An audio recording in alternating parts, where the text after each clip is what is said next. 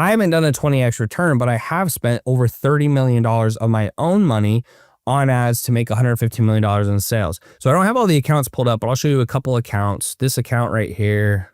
So in this specific account, I don't know why it's not showing the totals at the bottom, but you guys can see as I'm scrolling up slowly, there's a lot of money here, right? There's been a lot of money spent, 4,000, 13,000. These are different campaigns, 5,000, 2,000, 1,000, 7,000, 7,000. So like there's been millions of dollars actually spent in this account. I don't have time to go up this entire thing. I'm not sure why the totals not showing up, but when you can learn to run paid ads profitably, it's hard to lose. Now, I will be honest, if you can build a brand and you can get millions of followers on Instagram or YouTube and you can convert those into sales, you'll make more money. And the reason is you're not having to pay for the lead. When you run ads though, the cool part is if you can pay for a lead, a stranger who doesn't know who you are, and then convert them into a paying customer, you will never be poor. You will never be broke.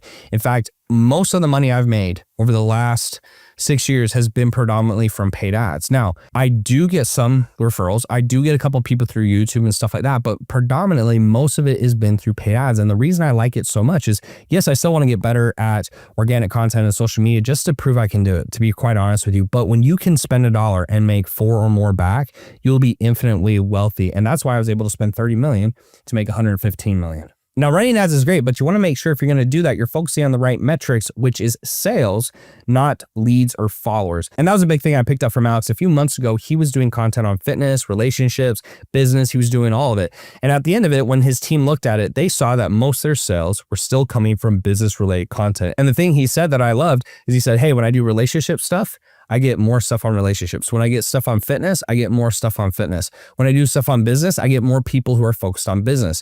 And so you want to make sure that what you're putting out, you're not just looking at vanity metrics. It's how many customers did you get? And I have clients, and I also know individuals and friends that are running YouTube channels that get very few views on the videos, but turn into tens of thousands of dollars, if not millions of dollars, because it's the right type of person.